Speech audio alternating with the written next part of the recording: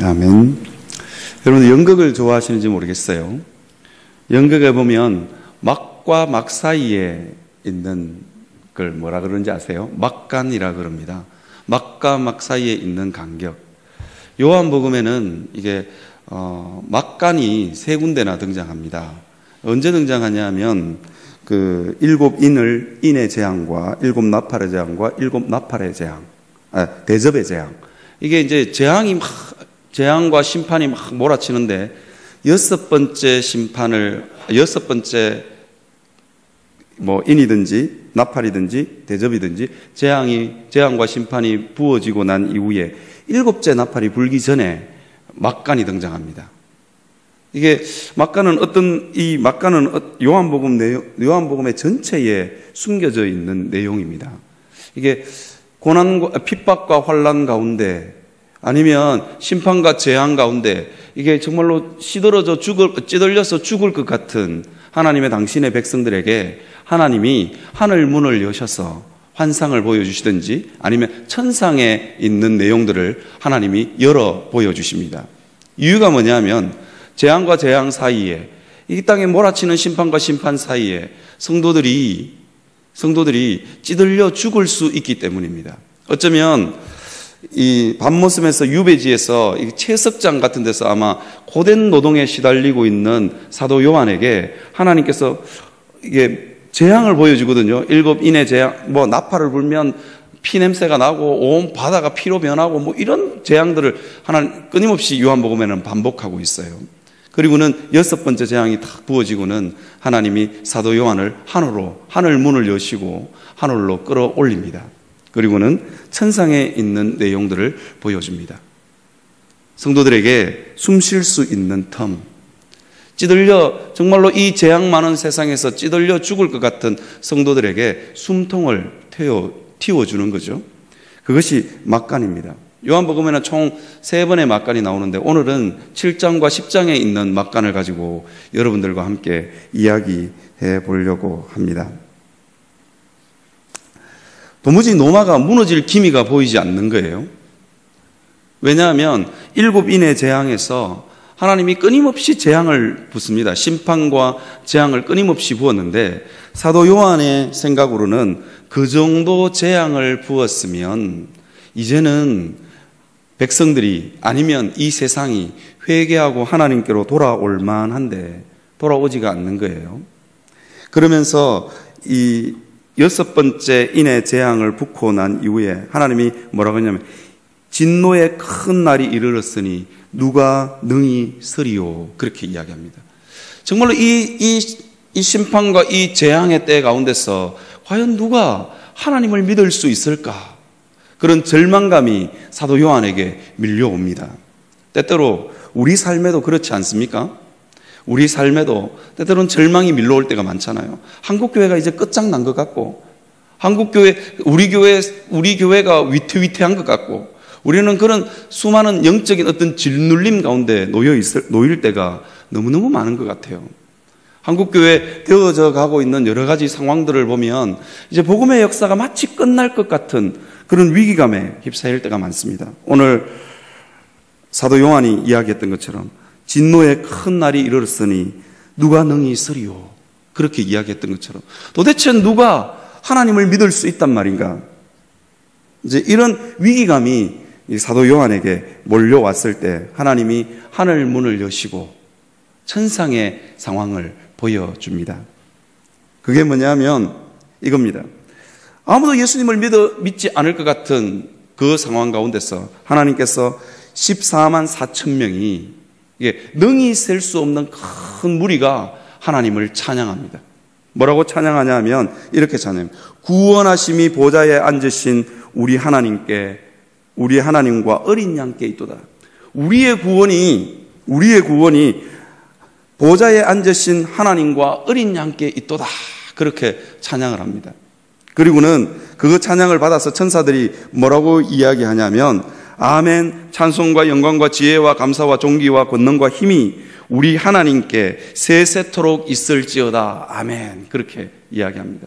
아무도 하나님을 믿지 않을 것 같은 그 상황 가운데서 하나님이 사도 요한에게 환상을 보여줍니다. 천국의 상황을 보여줍니다. 수많은 무리들이 능히 셀 수 없을 만큼 누가 믿으리요? 누가 하나님께 쓰리요? 그렇게 했던 그 절박한 위기 상황 가운데서 하나님이 하늘의 문을 여시고 천상의 상황을 보여주는 것입니다. 그러면서 능히 셀 수 없는, 이게 신천지에서 말하는 그냥 14만 4천 명만 구원받는 게 아니라 능히 셀 수 없는, 이게 성경을 잘 읽어보면 이게 14만 4천이 그냥 그 명목상의 숫자가 아니라는 걸 너무 잘 알 수 있어요. 그 다음에 바로 달아서 어린 양, 구원하심이 보좌에 앉으신 하나님과 어린 양께 있도다, 이 찬양을 하는 사람이 누구냐면 14만 4천 명이거든요. 그걸 가르쳐서 뭐라고 이야기하냐면 능히 셀 수 없는 무리, 능히 셀 수 없는 무리가 그 찬양을 하는 것입니다. 주님의 무조건적인 승리를 보여주고 있는 것입니다. 우리의 삶도 마찬가지죠. 도저히 변할 것 같지 않는 그 삶도 하나님이 능히 우리를 승리의 삶으로 바꾸어 놓을 것입니다. 사도 요한은 지금 로마의 핍박 가운데서 유배지에 있습니다.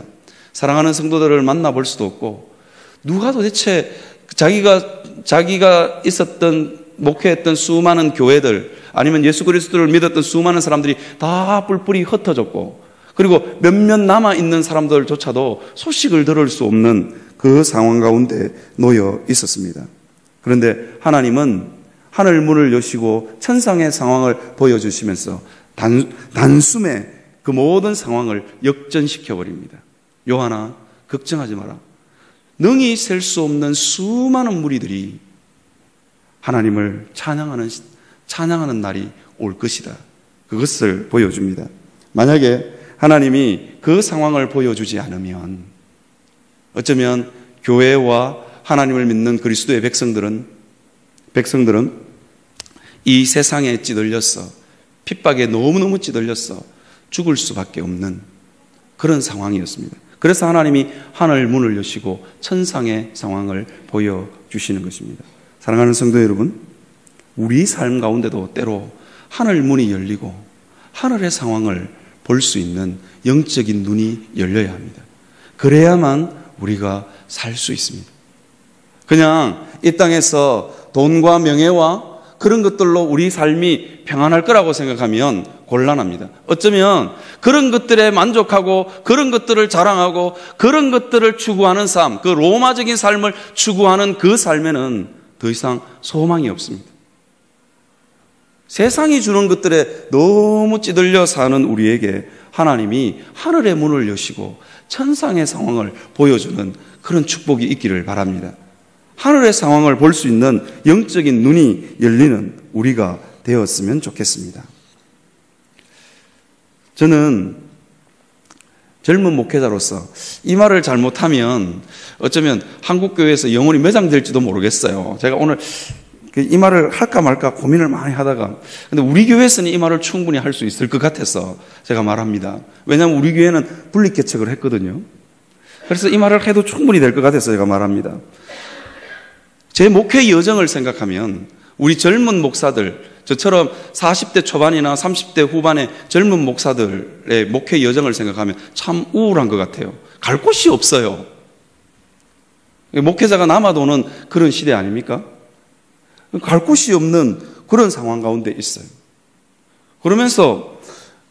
그래서 갈 곳이 없는 사람은 지가 못나서 못 가는 거고, 지 살 길을 지가 못 찾은 거예요. 이상하게 한국교회 분위기가 그런 상황이 됐어요. 우리는, 젊은 목회자들은 이런 상황을 만들지 않았어요.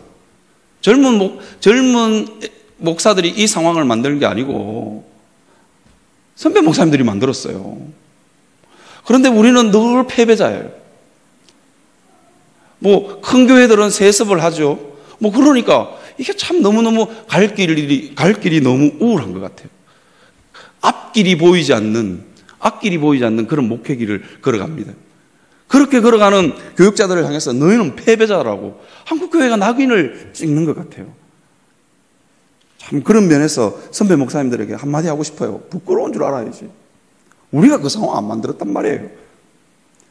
그러면서 제 마음속에 정말 이런 시대적인 상황 가운데서 필요한 게 뭘까? 정말로 필요한 게 뭘까? 우리 교회처럼 분립개척해주는 수많은 교회가 일어나야 되는 건가? 뭐 이런 생각을 하면서 그것도 사실은 답이 아닌 것 같아요. 언발의 오줌 누기 같은 그런 느낌이에요. 그러면서 하나님 앞에 기도하기를 정말로 우리 시대에 필요한 게 뭐냐? 하나님, 사도 요한에게 막간의 역사를, 막과 막 사이에 승리의 역사를 보여준 것처럼 하나님 한번 우리에게도 이 역사를 한번 보여주셨으면 좋겠습니다. 정말로 앞으로의 되어질 일들을 바라보면서 우리도 하늘의 환상을 보고 가슴 설레이는 역사가 있었으면 좋겠어요. 선배들이 너희는 참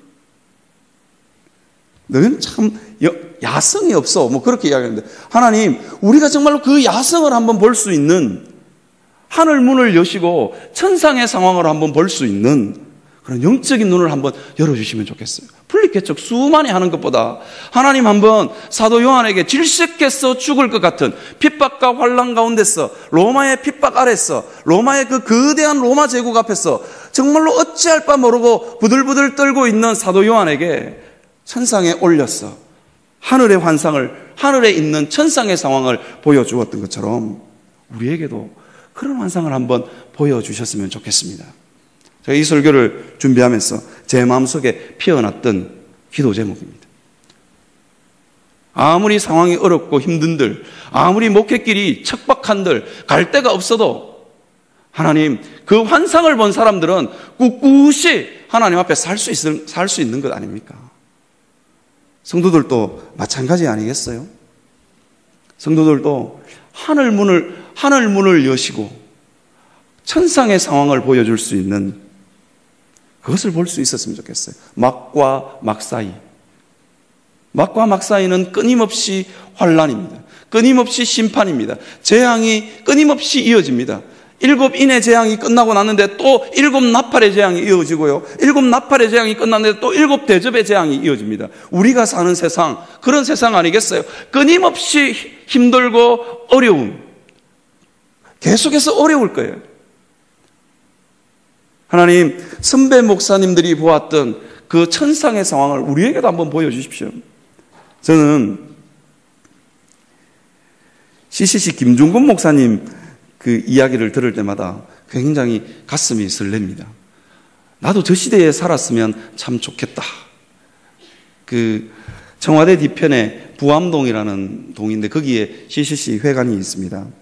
거기에 가면 아주 거대한 뭐 조그마한 이렇게 박물관이 하나 있는데요. 시간 나시면 한번 가보시길 바랍니다.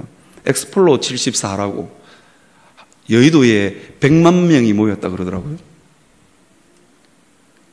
그런데 100만 명이 모였는데 그 100만 명은 다는 아니지만 그래도 10,000명 아니면 2, 3만 명의 식사는 해줘야 되잖아요. 한 10만 명 정도 되는 사람들의 밥은 먹여야 될 거잖아요. 저 밥을 어떻게 먹였을까? 하늘의 환상을 본 사람들은 그랬던 것 같아요. 우리 같으면 집에 돌아가라. 그 베세다 들판에 모였던 무리들에게 제자들이 했던 것처럼 돌아가라 그랬을 것 같아요. 그런데 10만 명의 밥을 이 CCC에서 해먹였다는 거 아닙니까? 어떻게 해먹였냐? 그 아파트 지역 난방에 배관을 뜯었어. 기발한 생각 아닙니까? 한 몇십만 명의 밥을 해먹여야 되는데 어떻게 해먹였냐? 아파트 지역 난방에 배관을 뜯어서 그 스팀으로 밥을 했대요. 이거 정말 교회사에 기록될 일 아닙니까? 그리고는 삽을 퍼서 보니까 그때 썼던 삽도 있고 니역카도 있고 막 그렇더라고요.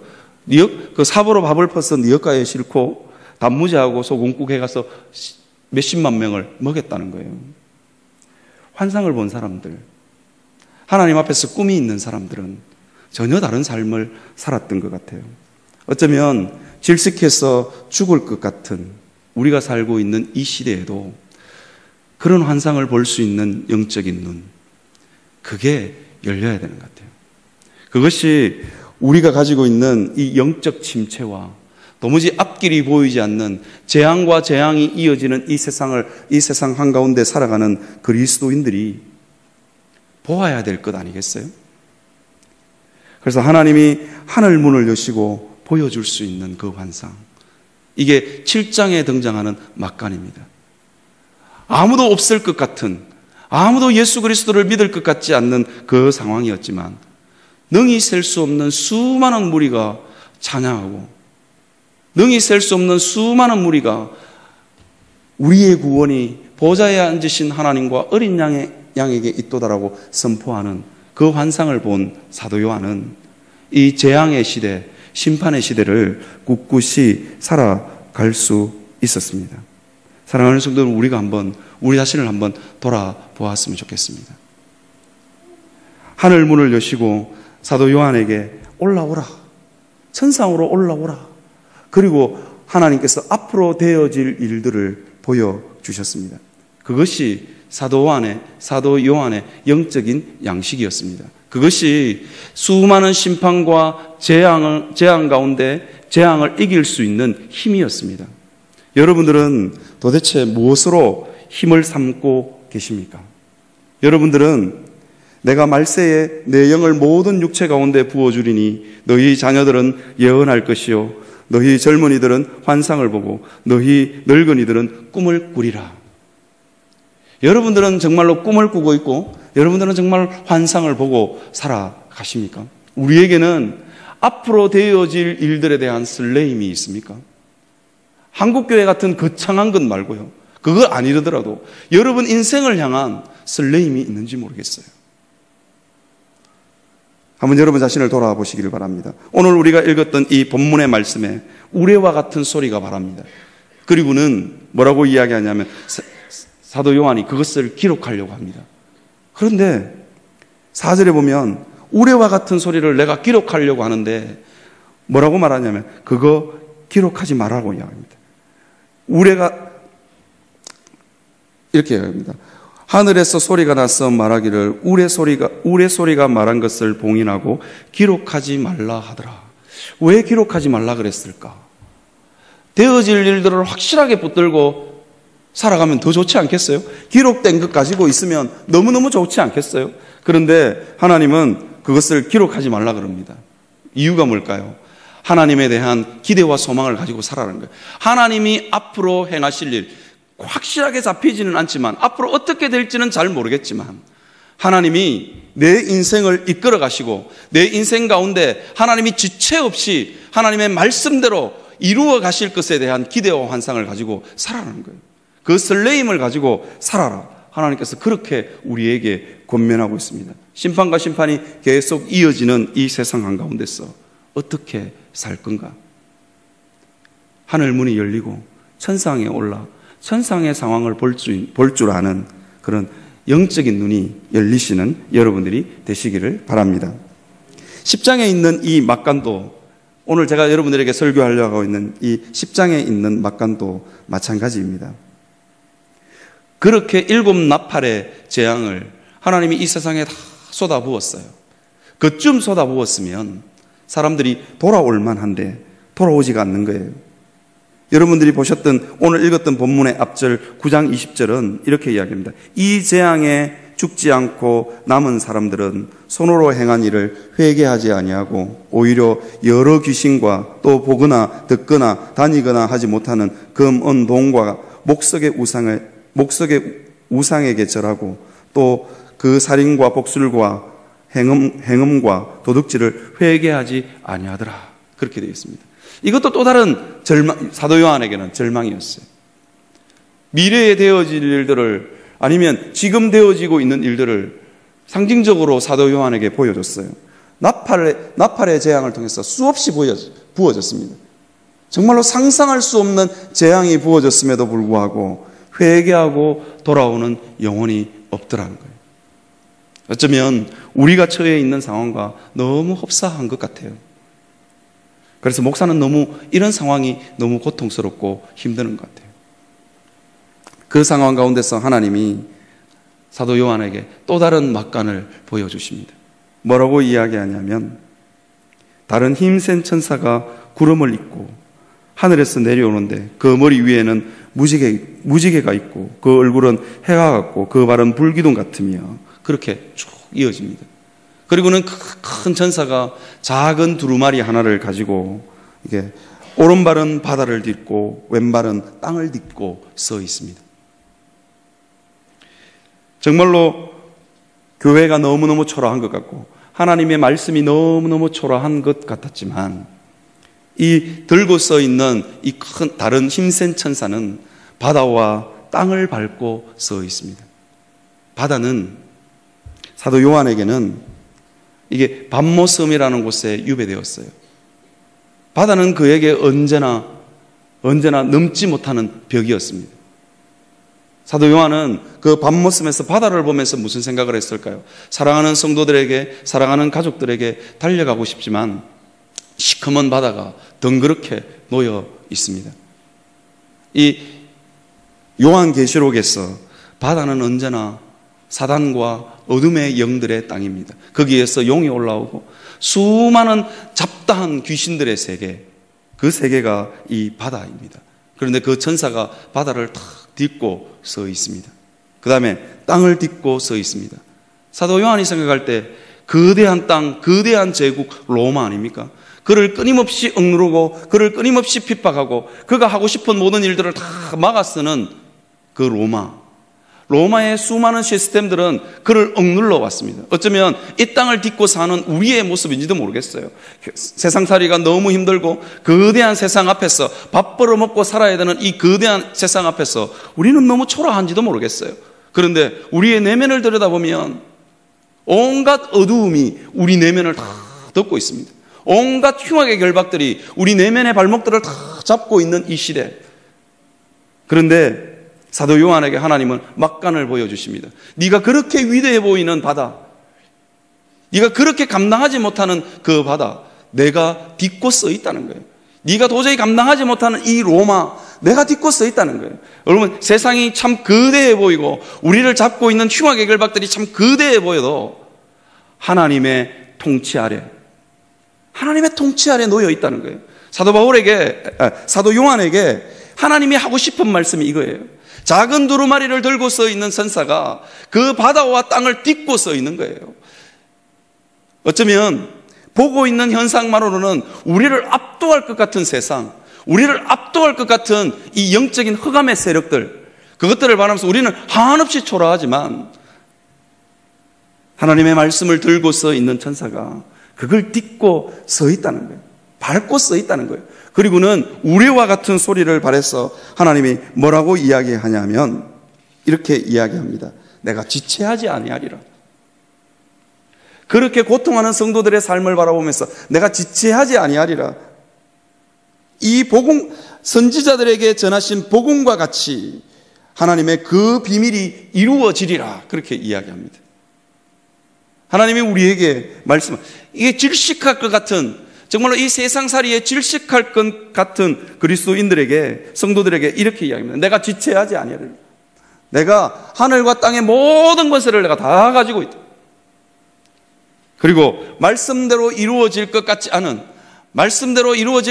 그 세상을 향하여 바라보면서 우레와 같은 소리를 바라시면서 내가 지체하지 않고 이 말씀대로 시행하리라. 그리고는 뭐라고 말씀하시냐면 하나님의 그 비밀이 이루어지리라. 그렇게 이야기합니다. 정말로 우리 삶 가운데 하나님의 말씀이 이루어지는 걸까요? 그 하나님의 말씀대로 정말로 이루어진다고 우리는 그 믿음의 고백을 가지고 있습니까? 지금 사도 요한에게 하나님이 보여주고자 하는 바가 그겁니다. 로마가 거대해 보이고 핍박하는 세상이 거대해 보이고 자기를 가로막고 있는 바다가 거대해 보여도 하나님이 딛고 서서 마침내 너에게 그 비밀의 세계를 열어주겠다. 그렇게 이야기합니다. 그러면 여러분, 이 비밀의 세계가, 하나님이 지체하지 않고 이루시겠다는 이 비밀의 세계가 여러분들에게 이루어지고 있는지 모르겠어요.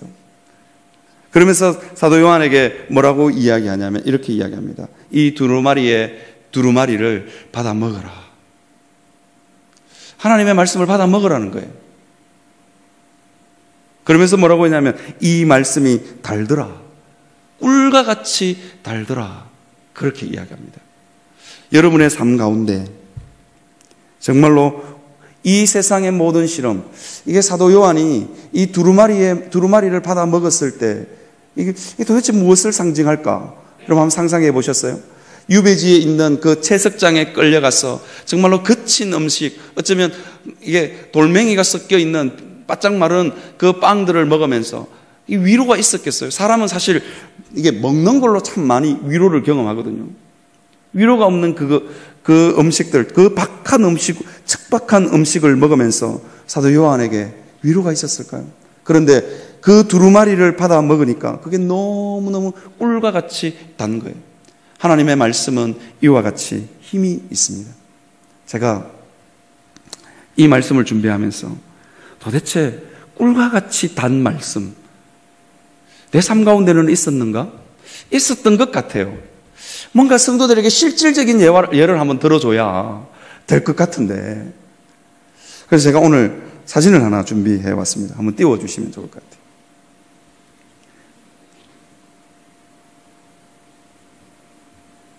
아니, 그거 말고요. 카카오톡으로 보낸 거. 그냥 말로 하겠습니다. 이게, 여러분 혹시 닉 부이치치, 발음이 굉장히 어려운데, 닉 부이치치라는 사람에 대해서 들어보신 적이 있는지 모르겠어요. 태어날 때부터 팔과 두 팔이 없고, 다리는 조그마한 손바닥만한 게 붙은 사람. 그래서 다닐 때도 이렇게 굴러다니는 사람. 이 사람은 살 소망이 끊긴 사람이죠. 이 사람이 8살이 되었을 때 자기 모습을 보고는 너무너무 비관했어요. 방바닥을 굴러서 다니는 삶이 다인 줄 알았는데 어느 날 갑자기 보니까 걸어 다니는 사람들이 있는 거예요. 이 닉 부이치치가 8살이 되었을 때 자살 시도를 3번이나 합니다. 아무것도 없으니까 요렇게 있는 사람이니까요. 그냥 욕실에 물 받아놓고 폭하고 빠지면 못 올라오는 거예요. 그 사람에게 하나님의 말씀이 임합니다. 요한복음 9장의 말씀입니다. 나면서부터 소경된 자. 왜 나면서부터 소경되었을까? 그 말씀 가운데 하나님의 영광을 위한 것이다. 그렇게 이야기합니다. 요렇게 돼가지고 정말로 이게 사람들이 옮길 때도 딱 들어가지고 그냥 옮기는 사람. 자기 집에서는 그냥 굴러서 다니는 사람. 도대체 살 소망이 있었을까요? 그런데 그 사람에게도 하나님의 말씀이 임하니까 살아갈 용기가 생기고 너무너무 우리 다 알고 있는 말씀이잖아요. 요한복음 9장에 나면서부터 소명된 사람. 주여, 저 사람은 왜 소경으로 태어났습니까? 다른 사람들이 다 무슨 죄가 있어서 그럴 거야. 그렇게 말하던 그 사람에게 예수님이 뭐라 그러냐면 하나님의 영광을 드러내기 위해서. 그 말 한마디가 이 조그만한 팔다리가 없는 이 닉 부이브치에게 가슴에 탁 꽂히는 거예요. 그리고 그 사람이 지금은 전 세계를 다니면서 죽고 싶다는 사람들에게 강연을 합니다. 도대체 살 소망이 없다는 사람들에게 강의를 합니다. 아마 그 사람이 살린 사람들이 수천 명이 넘을 거예요. 저도 중동부 아이들 설교 준비하다가 동영상에서 봤는데 깜짝 놀랐어요. 사람이 있는데 똘똘 굴러다니는데 왜 죽어? 이러면서 그렇게 이야기하더라고요. 하나님의 말씀이 임하면 그런 역사가 있습니다. 그래서 성경은 우리에게 뭐라고 이야기하냐면 이렇게 이야기합니다. 듣는 자는 살아나리라. 그렇게 이야기합니다. 사랑하는 성도 여러분, 우리 삶 가운데 꿀보다도 단 이 하나님의 말씀이 우리 삶을 살립니다. 우리는 돈이 우리의 삶을 살리는 것 같고, 세상의 명예가 우리를 살리는 것 같고, 세상의 힘이 우리를 살리는 것 같고, 세상의 편안한 삶이 우리를 살리는 것 같고, 평수 큰 집이 우리를 살리는 것 같지만 천만에요. 우리 그거 수없이 해봤잖아요. 우리 그거 다 가지고 못 가져서 모른다고 말씀하시지 마시기 바랍니다. 있어봤자 그걸로는 절대로 우리의 영혼의 갈증을 해결할 수 없습니다. 하나님의 말씀이, 꿀과 같이 단 하나님의 말씀이 지금 유배지에 묶여 있는 사도 요한에게 하나님이 너 풀어줄게. 너 그리고는 집에 가서 정말로 따뜻한 물에 샤워하고 큰 소파에 앉아서 편안히 누워서 있는 그 삶을 환상으로 보여주지 아니시고, 하나님은 이 사도 요한에게 뭘 보여줬냐면 하나님의 말씀, 두루마리의 말씀을 먹는 것을 보여주셨습니다. 그럼 그것이 우리의 영혼을 살린다는 거예요. 우리의 삶을 살린다는 거예요. 여러분, 하나님 앞에서 이 닉 부이비치와 같은 그런 감동적인 스토리가 우리에게 없다 할지라도 여러분, 살기 위해서, 여러분들이 살기 위해서 날마다 하나님의 말씀 앞에 나아갈 수 있는 여러분들이 되시기를 바랍니다. 반드시 하나님의 말씀은 여러분들의 우울한 삶과 찌들릴 대로 찌들린 삶을 살려놓을 것입니다. 그런데 이 하나님의 말씀이 단 줄만 알았어요. 사도 요한이 탁 받아먹었는데 너무 달았어요. 단데 배에는 너무너무 쓴 거예요. 왜 쓸까? 입에는 너무너무 단, 꿀송이 같이 단 이 말씀. 그런데 배에는 너무너무 썼어요. 배에서는 쓰게 되었더라. 그렇게 이야기합니다. 왜일까요? 여러분, 이 하나님의 말씀대로 사는 것은 참 쉽지 않는 것 같습니다. 하나님의 말씀대로 살아서 믿지 않는 수많은 영혼들에게 하나님의 말씀을 선포하는 것은 참 쉽지 않은 일 같아요. 어쩌면 성도들의 삶, 이게 꿀송이 같이 단 그 하나님의 말씀을 맛본 사람은 그 뒤에 이어지는 배에 썬 고난의 세월들이 있다는 거예요. 이 고난의 세월들을 통해서 성도들은 세상을 감동시키고 세상을 살려냅니다. 사도 요한이 많은 백성과 나라와 이방과 임금에게 다시 예언하는 이 역사는 배에 쓴 역사가 있고 난 이후에 가능합니다. 세상을 살릴 수 있는 그 삶, 고난의 삶 아니겠어요? 우리는 수천억의 예산을 자랑하는 교회들이 널려있는 그런 시대에 살고 있습니다. 그런 교회가 우리의 마음을 시원하게 합니까? 그런 교회가 우리의 영혼의 갈증을 풀어줍니까? 그런 교회 이야기를 들었을 때 여러분들의 영혼이 살아납니까?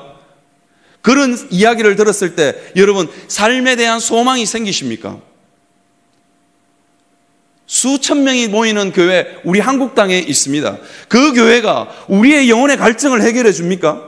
그 교회가 살아갈 힘과 용기를 우리에게 줍니까? 여러분 한번 돌아볼 내용 아니겠어요?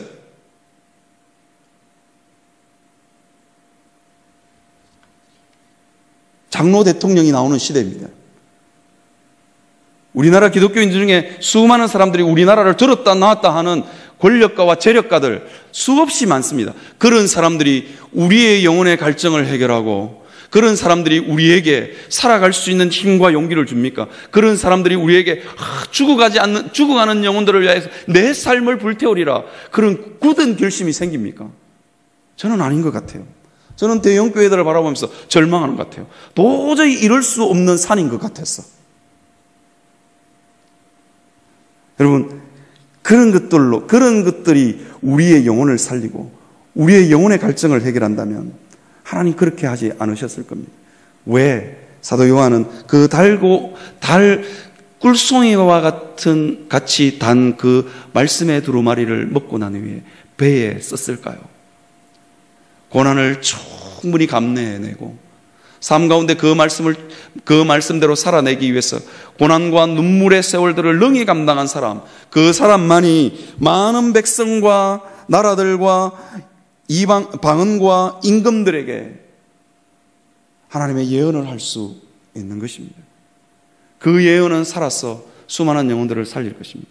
여러분들이 하나님의 말씀으로 인하여 고통하고 정말로 고난 가운데 있는 그 수많은 삶들을 통해서 여러분들은 죽어가는 수많은 사람들을 살릴 것입니다. 제가 오늘 동영상을 하나 준비해 왔는데 여러분 한번 보시면 좋을 것 같습니다. 한번 보시죠.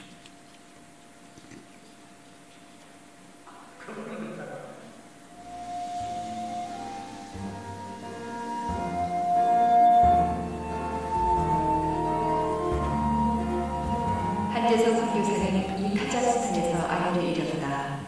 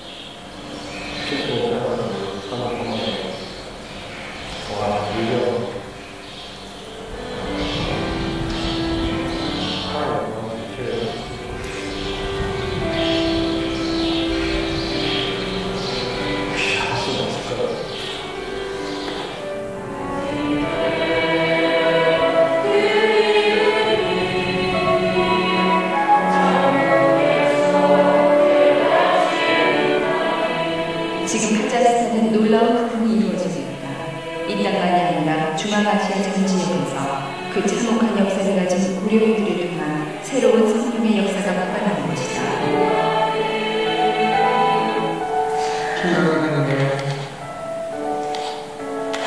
또 희열이 결과된 것은 인간의 힘든 것 같고 그 회복을 이루는 길은 역시 십자가를 통해서다. 이렇게 애통과 고난과 썩어지는 성육신을 통해서다. I think often the relative used to illustrate the blood of the martyrs has been the seed of the church. It is when people have been willing to sacrifice, to go obedience to death, that there is where it has been most powerful. And so my ethic of the cross also includes humility and the fact that one is there as a servant for people, and that there is a gentleness, it seems to me, that comes from that is at the heart of, for me, the most attractive sides of Christianity. 예, 여기까지요. 아내를 잃은 선교사님이 왜 그 땅에 갔을까요? 보통 사람 같으면 트라우마, 그 아픈 기억을 떠올리기 위해서 그 땅에 가지 않겠죠. 하나님의 말씀의 단맛을 본 사람은 능히 이 고난과 고통의 삶도 능히 감당합니다. 그 배에 쓴 체험을 했기 때문에 그 예언이 힘이 있는 것입니다. 우리 자신을 한번 돌아보았으면 좋겠습니다. 꿀같이 단 말씀을 경험하고 나는 배에 쓴 말씀, 그 말씀을 감당하기 위해서 얼마나 발버둥 치고 있는가. 그래서 나는 많은 백성과 나라와 방언과 임금들에게 다시 예언할 수 있는 사람인가. 우리 스스로를 한번 돌아보았으면 좋겠습니다. 그렇게 하나님의 말씀을 전할 수 있는 우리가 되었으면 좋겠습니다. 그것만이 우리의 영혼을 살리고 우리 교회를 살리고 나라와 민족을 살릴 줄 믿습니다.